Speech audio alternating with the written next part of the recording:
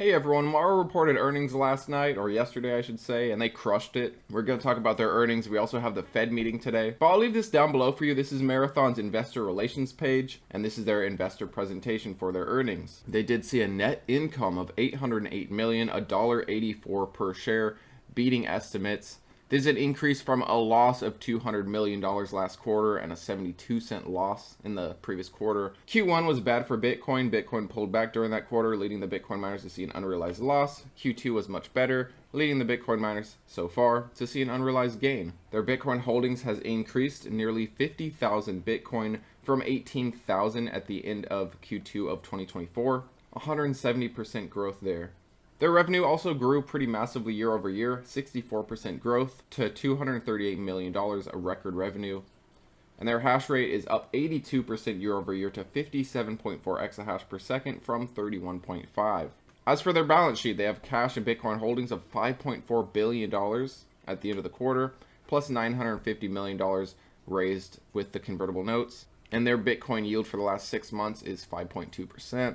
But yeah, they saw not only a record-setting quarter for revenue, but income as well. EBITDA, energized hash rate, fleet efficiency, blocks produced in a single month, all breaking records. Their fleet efficiency has been improved to 18.3 joules per terahash. The only Bitcoin miners I know of that are beating them there is Iron and CleanSpark. Mara has done a lot of work to improve their efficiency. They used to be in the mid-20s. Less is more. Lower is better. And their efficiency is improving. Mara had a very strong quarter, and so far Q3 is set to be great as well. Bitcoin has been trending up after Q2, so I do expect a second good quarter for Mara and the other Bitcoin miners as well. But look at their revenue, record-breaking revenue, their income, record-breaking income, adjusted EBITDA, their cash and Bitcoin holdings, massive there, $5 billion. Oh, and here's their fleet efficiency. They were previously at a 24.8 joules per terahash, 18.3. This has improved a lot, and their hash rate contribution, more of their hash rate is coming from below 20 joules per terahash machines. They still have some from above 20 joules per terahash machines. Over time, they will improve these or upgrade their machines, sell off their older machines, and improve their efficiency. Efficiency is key in this industry. Mara did beat pretty massively. I mean, look at their EPS. It was expected to be a loss, which is kind of crazy if you ask me. And they saw nearly a $2 per share EPS and beat revenue by a bit. A lot of this is due to Bitcoin's unrealized gains versus seeing an unrealized loss last quarter. I mean, look at their last earnings. It was pretty atrocious. This is vastly different, mostly thanks to Bitcoin's great performance during that quarter. And like I said, Q3 so far is also looking good. Mara looks to be trying to reclaim the 200 MA. We found support at the 50 MA just the other day. It is a volatile week. We have PCE coming out. We have the Fed meeting. I do expect Mara to move up.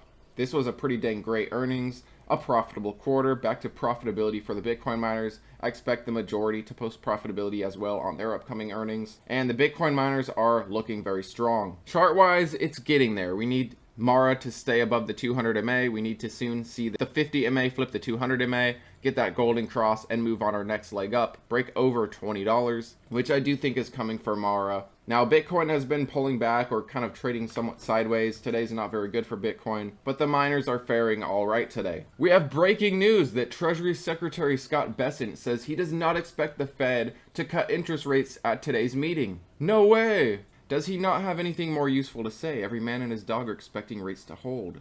Now, while pretty much everybody and their dog and their mother expects rates to hold, there are some interesting things to look for in the Fed meeting. And we did talk about this yesterday, this potential dissent, basically. Christopher Waller and Michelle Bowman are potential no votes on keeping the Fed's fund rate locked or leaving rates current.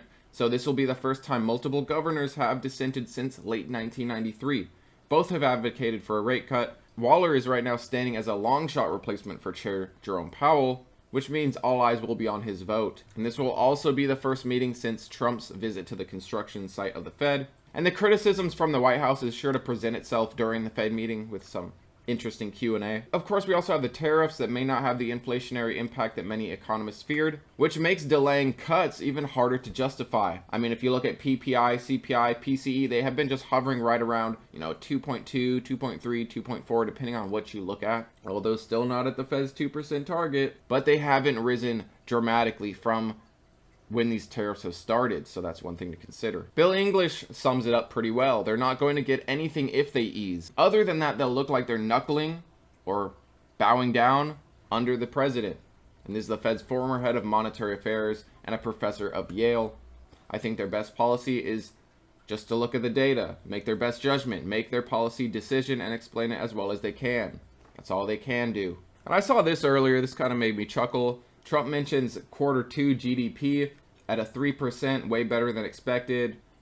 In quotes, too late, must now lower the rate, no inflation. Maybe he's not looking at PPI, CPI, and PCE. And of course, Q1 GDP was negative. But I just kind of find that funny. Why is he talking about GDP? I mean, in the end, core PCE is 2.5%, but it's down from 3.5%, but it's still not at the Fed's 2% goal. PCE, PPI, CPI are not at the Fed's 2% goal, and they haven't been there. Now, I do want to mention Bitcoin. Bitcoin is down a little bit today. I'm keeping an eye on this ascending line that we were respecting. We bounced off of this multiple times. We might not be getting a reaction out of this. So far, it looks like we're not getting any kind of reaction. Keep an eye on it. Our most important thing to watch, in my opinion, is this sideways action. Are we going to break this 116, or are we going to break this 120 and head higher? The RSI has been cooling off from overbought. Of course, on the 4-hour, we did have this bearish RSI divergence.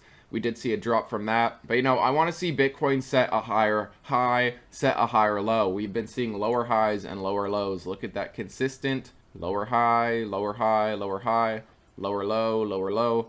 I want to see Bitcoin bucket this trend, which for the most part is sideways action, but we are seeing lower highs and lower lows, which is a bit concerning. Looking at the weekly now, Bitcoin is not overbought. It is near. The last time it was overbought on the weekly was December of 2024, when we had this run from the 60s all the way to 100,000. Yes, that was almost a year ago now. God, time flies when you're having fun. Do you guys remember when Bitcoin was $15,000? We are never going to see that again, mark my words. Where do you think Bitcoin ends up at its worst? Does Bitcoin come down to $50,000 one day? Does Bitcoin finally break 100,000? Do you think 100,000 will be the support? I kind of doubt that.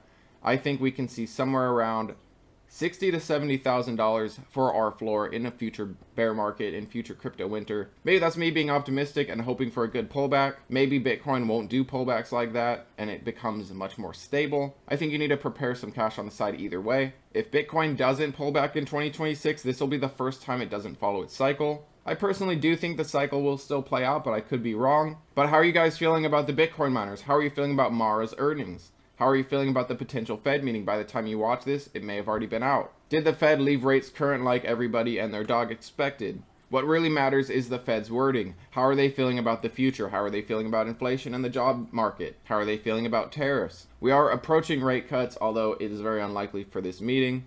But future meetings, we will likely see rate cuts, which helps risk on assets, which helps things like Bitcoin. And the Bitcoin miners are now approaching profitability again. Rather than burning cash, they will be building their cash piles, seeing massive income like Mara just did, and continuing to build up their Bitcoin balances. Let me know how you guys felt about Mara's earnings. Let me know about the Fed meeting if you've seen it by now. Thanks as always for watching, guys, and I'll see you next time.